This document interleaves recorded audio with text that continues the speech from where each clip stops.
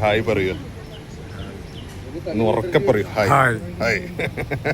ഒരു temple vlog ആണോ എന്ന് ചോദിച്ചാൽ ആണ്. ഒരു ട്രാവൽ വ്ളോഗ് ആണോ എന്ന് ചോദിച്ചാൽ അതുമാണ്. ഒരു ഫുഡ് വ്ളോഗ് ആണോ എന്ന് ചോദിച്ചാൽ ഡെഫിനറ്റ്ലി ഇതൊരു ഫുഡ് വ്ളോഗുമാണ്.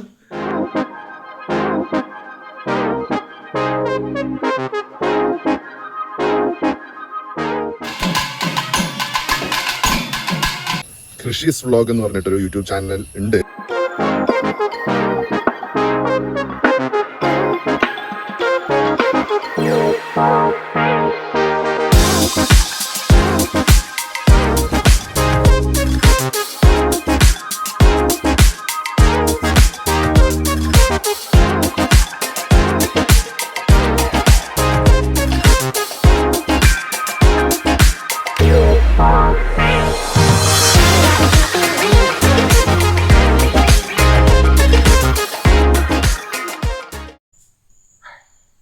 സമയേ രാത്രി 1 മണിയാ.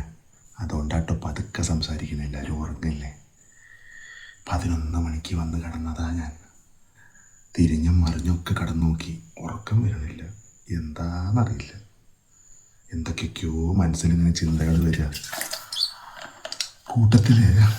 കൂട്ടത്തിൽ കാടാമ്പുഴ പോകാൻ മനസ്സിൽ എന്തോ പറയണ പോലെ. അപ്പോൾ രാത്രി 1 മണിക്ക് എന്തായാലും കാടാമ്പുഴ പോകാൻ പറ്റില്ല അല്ലേ? അപ്പോൾ ഞാൻ വിചാരിച്ച് 5:20 ഒരു ബസ്സുണ്ട്, ഒരു KSRTC ഉണ്ട് പാലക്കാട് നിന്ന് വരുന്നത്. അതിൽ പോകാമെന്ന് വിചാരിച്ചു. നമ്മുടെ മനസ്സിലൊരു കാര്യം വന്നു കഴിഞ്ഞാൽ നമ്മളൊന്ന് മാറ്റി വെച്ചിട്ട് കാര്യമില്ലല്ലോ. അപ്പോൾ പോകാമെന്ന് വിചാരിച്ചു. ഇനി പ്രശ്നം എന്താണെന്ന് വെച്ച് കഴിഞ്ഞാൽ 5:20 വരെ ഒന്ന് പിടിച്ച് നിൽക്കണ്ടേ? എങ്ങനെയെങ്കിലും ഒന്ന് കിടക്കാൻ നോക്കണം. അലാറം വെച്ച് കിടക്കാമല്ലേ? ഒരു 4:30 അലാറം വെച്ചിട്ടേ കിടക്കാം. എന്നിട്ട് വേഗം എണീറ്റ് കുളിച്ചിട്ട് പോവാം. 5 മണിയായപ്പോഴേക്കും ഞാൻ റെഡിയായി 5:20 ബസ് പിടിക്കാൻ. അപ്പോൾ താഴത്തേക്ക് വന്നപ്പോഴേക്കും ഉണ്ടാണ്ടിരിക്കണ പറയട്ടെ. അപ്പോൾ താഴത്തേക്ക് വന്നപ്പോഴേക്കും അച്ഛനും കാടാമ്പുഴയ്ക്ക് വരാൻ ഭയങ്കര ആഗ്രഹമുണ്ടെന്ന് മനസ്സിലായി. അപ്പോൾ വേഗം പോയി കുളിച്ചോളാൻ പറഞ്ഞു. അച്ഛൻ റെഡിയാവാൻ പോയിരിക്കുകയാണ്. പക്ഷെ ഇതിൽ ഏറ്റവും വലിയ കോമഡി എന്താണെന്ന് വെച്ച് കഴിഞ്ഞാൽ 5:20 വരുന്ന ബസ് അതൊരു സാധാരണ കണക്കിൽ ഞാൻ പറഞ്ഞതാണ്. നമ്മുടെ ഈ റൂട്ടിൽ കൂടെ ബസ് ഇപ്പോൾ ഓടുന്നില്ല. അതായത് ഈ റോഡ് പണി നടക്കുന്നതുകൊണ്ട് ലോങ് റൂട്ടിൽ ഓടുന്ന ബസ് വേറെ വഴി കൂടെ ഡൈവേർട്ട് ചെയ്തിരിക്കുക. പട്ടാമ്പി പോയിട്ടേ കിട്ടുള്ളൂ. ആ കാര്യം ഞാൻ കംപ്ലീറ്റ്ലി മറന്നുപോയി. ഇനിയിപ്പോൾ നമുക്ക് ചെയ്യാൻ പറ്റുന്ന കാര്യം എന്ന് വെച്ച് കഴിഞ്ഞാൽ പട്ടാമ്പി വരെ കാറിൽ പോയിട്ട് കാറ് അവിടെ പാർക്കിങ്ങിൽ ഇട്ടിട്ട് അവിടുന്ന് ബസ് പിടിച്ചു പോകാം. പോകാൻ ഉദ്ദേശിച്ച കാടാമ്പുഴ ബസ് 10 മിനിറ്റ് മുമ്പ് സ്റ്റാൻഡിൽ നിന്ന് പോയി. ഇപ്പോൾ അവിടെ ഒരു വളാഞ്ചേരി ബസ് കിടക്കുന്നുണ്ട്. അതിൽ പോയി വളാഞ്ചേരിയിൽ നിന്ന് കാടാമ്പുഴ ബസ് പിടിച്ച് പോയിക്കൊണ്ടിരിക്കുകയാണ്. വളരെ പ്രസിദ്ധമായ വളാഞ്ചേരി വട്ടപ്പാറ വയഡക്റ്റിന് കീഴിലൂടെയാണ് നമ്മളിപ്പോൾ യാത്ര ചെയ്യുന്നത്. ഈ ബസ്സിന് ഹൈവേ ആക്സസ് ഇല്ല. സർവീസ് റോഡിലൂടെ വെട്ടിച്ചിറയെന്ന് കാടാമ്പുഴയ്ക്ക് കയറി പോവുമായിരിക്കും. നമുക്ക് കുറച്ച് ഹൈവേ കാഴ്ചകൾ കാണാം.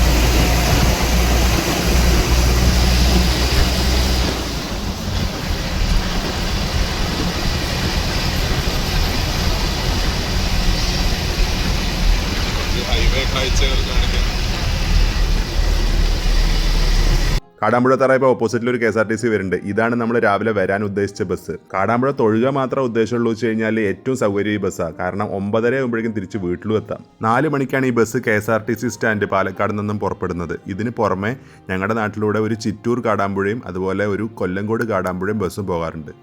അങ്ങനെ ഏതാണ്ട് ഒരു 1.5 മണിക്കൂറോളം യാത്ര ചെയ്തിട്ട് കാടാമ്പുഴ എത്തി. നമുക്ക് മുട്ടറക്കൽ പരിപാടിയുണ്ട്. അതുകൊണ്ട് തന്നെ മുട്ടറക്കാനുള്ള തേങ്ങ വാങ്ങണം. അങ്ങനെ 3 തേങ്ങ വാങ്ങിയിട്ടുണ്ട്. മലപ്പുറം ജില്ലയിലെ പ്രസിദ്ധമായിട്ടുള്ള ഒരു ദേവീക്ഷേത്രമാണ് കാടാമ്പുഴ.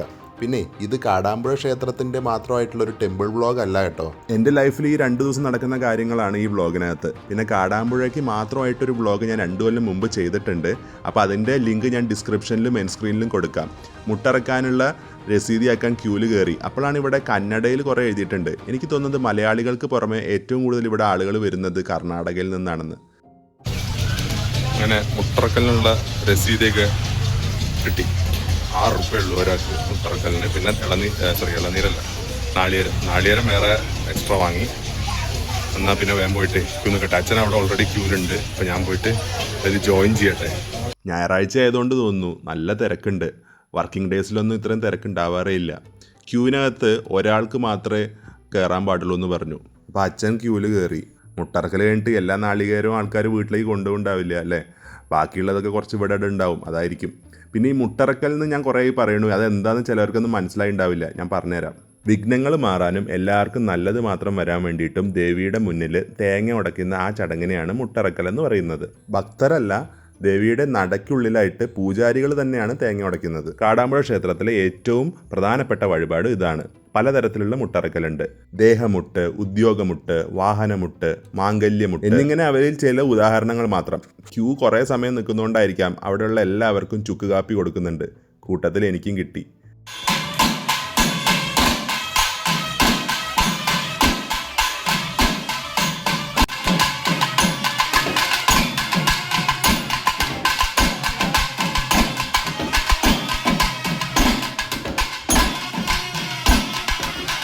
ഏതാണ്ട് 10:45 ക്യൂ ഇങ്ങനെ വിട്ടിട്ട് അവസാനം അച്ഛൻ്റെ തൊട്ട് മുന്നിലുള്ള ആളുടെ അവിടെ എത്തുമ്പോൾ പിന്നെയും അടച്ചു. ഞങ്ങളുടെ ഒരു ഭാഗ്യം നോക്കണേ. ഇതിന് വരണമെങ്കിൽ നല്ല ക്ഷമ വേണം കേട്ടോ. എനിക്ക് അത്യാവശ്യം വിശപ്പിൻ്റെ വിളി വന്നു തുടങ്ങിയിട്ടുണ്ട്. എന്തെന്നിരുന്നാലും അവസാനം നമ്മൾ തൊഴുതിറങ്ങി. മനസ്സിലുണ്ടായിരുന്നൊരു ഭാരം ഒന്ന് ഇറക്കി വെച്ച പോലെ പെട്ടെന്ന് തോന്നിയ ആഗ്രഹത്തിൻ്റെ പുറത്ത് വന്നതാണ്. എന്തായാലും എല്ലാം നല്ല രീതിയിൽ നടന്നു. അങ്ങനെ മുട്ടറക്കലൊക്കെ കഴിഞ്ഞു. സമയം 11:45. ഒരു കരിയുന്ന മണം വരുന്നുണ്ട്. മറ്റൊന്നുമല്ല, വയറ് കരിയുന്ന മണം. ബ്രേക്ക്ഫാസ്റ്റിൻ്റെ ടൈമൊക്കെ കഴിഞ്ഞു, ലഞ്ചിൻ്റെ ടൈമായി. എന്നാലും ഒരു മസാല ദോശ കഴിക്കാമല്ലേ.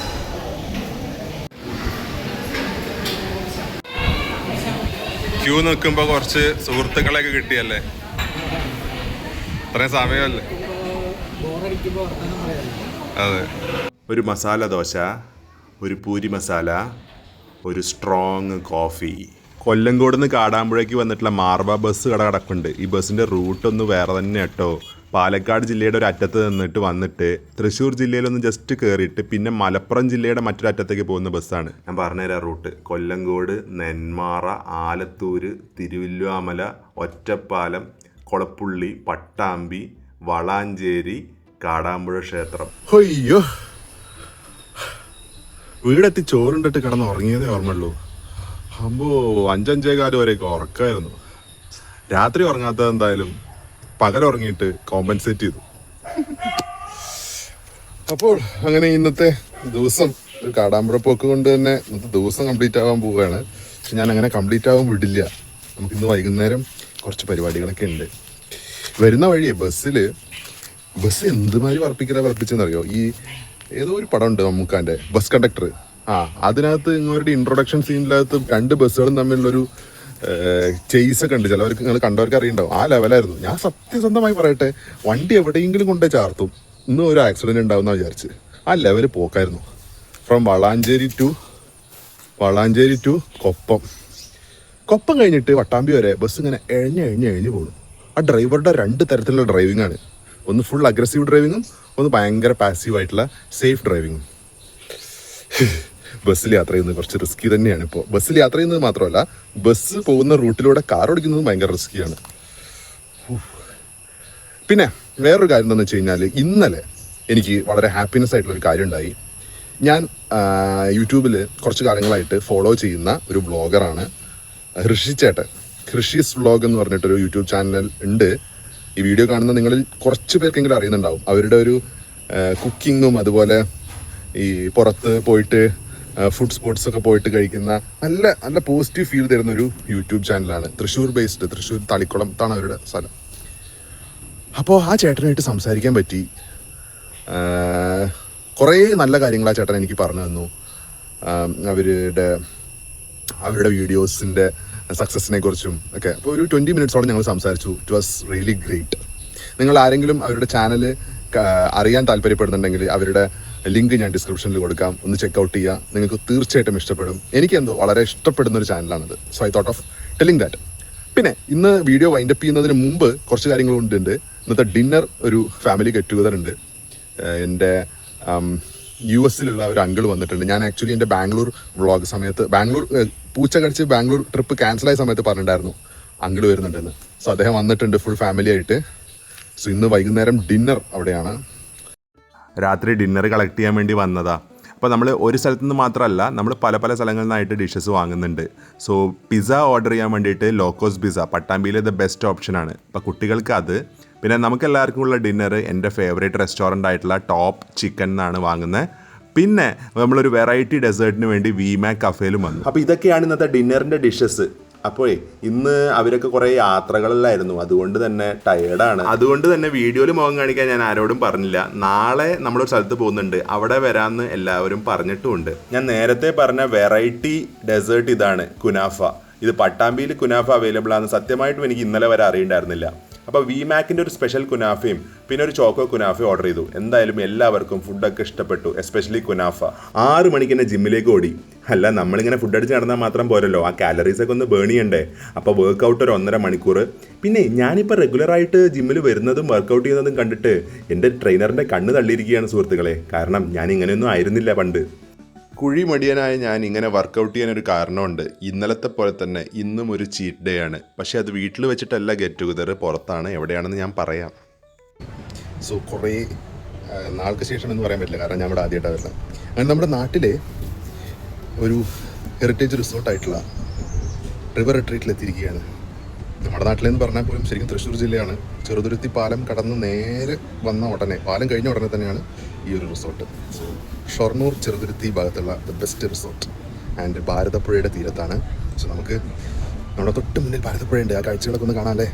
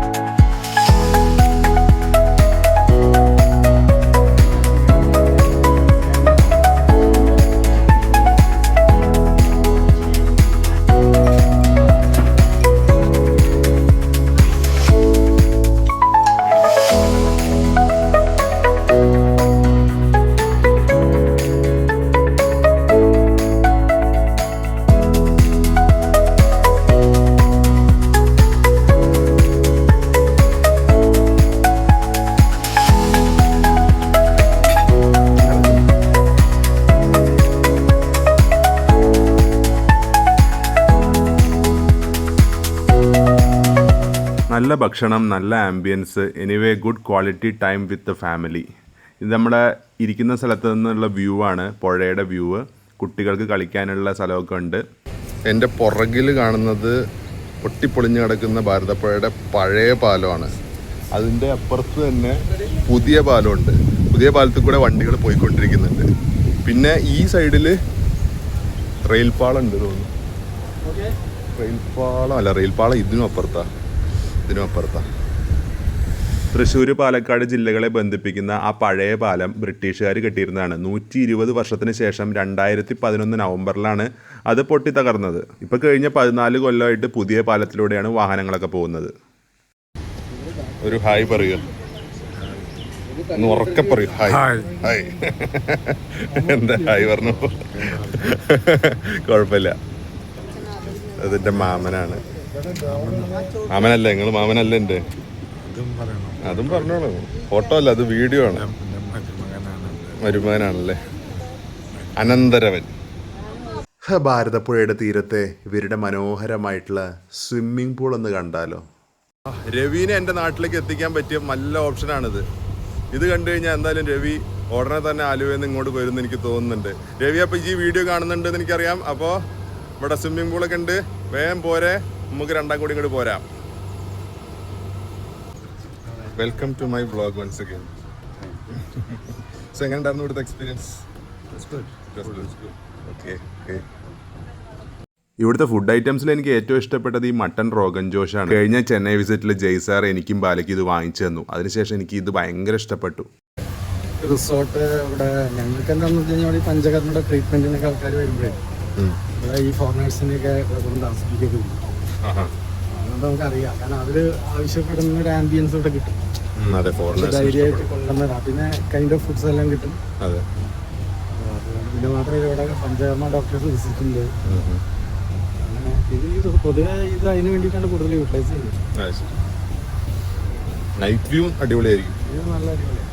അതായത് ഞാൻ ആ സ്വിമ്മിംഗ് പൂള് കണ്ടപ്പോഴേ ഒരു കാര്യം പറഞ്ഞു, നമ്മുടെ രവിനിക്കൊക്കെ സ്വിമ്മിംഗ് പൂൾ അഡിക്റ്റ് ആണ്. അപ്പോൾ അടുത്ത തവണ നാട്ടിൽ വരുമ്പോൾ കൊണ്ടുവരാം.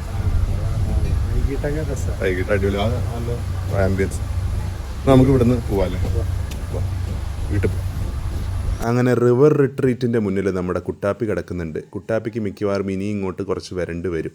വീടെത്തി കുറച്ച് സമയം കഴിഞ്ഞപ്പോഴേക്കും പൊരിഞ്ഞ മഴയാണ്.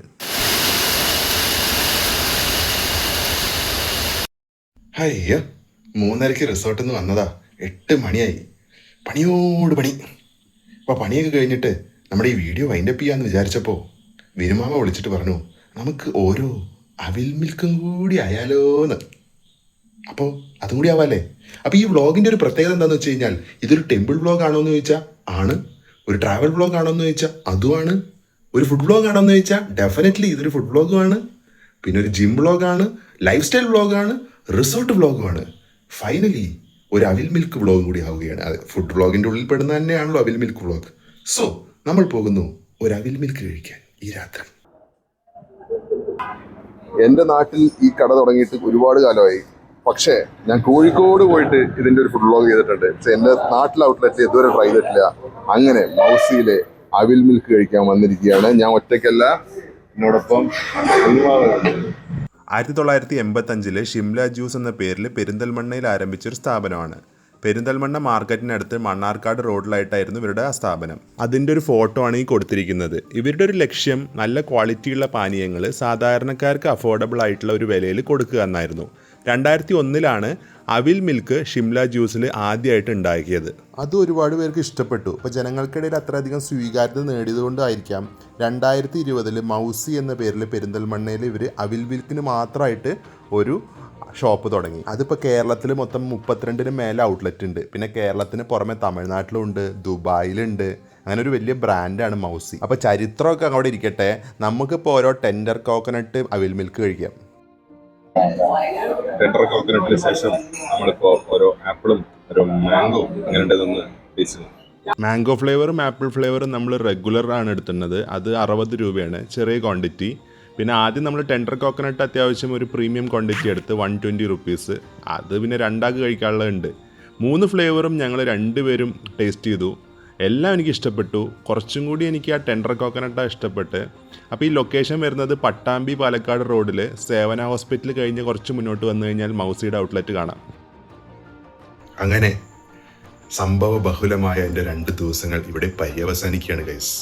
ഇതിലും മേലെ ഈ വ്ളോഗ് നീട്ടിക്കൊണ്ടുപോകാൻ എനിക്ക് പറ്റില്ല ഗൈസ്. എൻ്റെ 2 ദിവസങ്ങൾ ഈ വ്ളോഗിലുണ്ട്. എന്തായാലും ഈ കാഴ്ചകളൊക്കെ തന്നെ നിങ്ങൾ ചിലർക്കെങ്കിലൊക്കെ ഇഷ്ടപ്പെട്ടെന്ന് പ്രതീക്ഷിക്കുന്നു. അപ്പോൾ നിങ്ങളുടെ അഭിപ്രായങ്ങൾ എന്ത് തന്നെയാണെങ്കിലും അതൊന്ന് കമൻറ്റിലൂടെ അറിയിക്കുക. ചാനൽ ആദ്യമായി കാണുന്നവരാണെങ്കിൽ സബ്സ്ക്രൈബ് ചെയ്യുന്നതും ബെൽ ബട്ടൺ അമർത്തുന്ന കാര്യം മറക്കല്ലേ. ജസ്റ്റ് ഒരു സബ്സ്ക്രൈബിൻ്റെ കാര്യമല്ലേ ഉള്ളൂ, ഒന്ന് ചെയ്തൂടെ? ഓൾറെഡി സബ്സ്ക്രൈബ് ചെയ്തവരാണെങ്കിൽ വേണ്ട കേട്ടോ, തുടർന്ന് കണ്ടോളൂ. സോ അങ്ങനെ ഒരു ഹാപ്പി നോട്ടിൽ നമുക്ക് ഈ വീഡിയോ വൈൻഡപ്പ് ചെയ്യാം. സോ അർജു വ്ളോഗ്സിൻ്റെ പുതിയൊരു വീഡിയോ ഉടനെ തന്നെ വരുന്നതായിരിക്കും. നമുക്ക് കുറച്ച് യാത്രാ പ്ലാനുകളൊക്കെ ഉണ്ട്. സോ കുറച്ച് ട്രാവൽ വ്ളോഗ്സ് ഒക്കെ വരുന്നതായിരിക്കും. So stay tune for all those and keep supporting me. Thank you so much. എല്ലാവർക്കും നല്ലത് വരട്ടെ. ബൈ.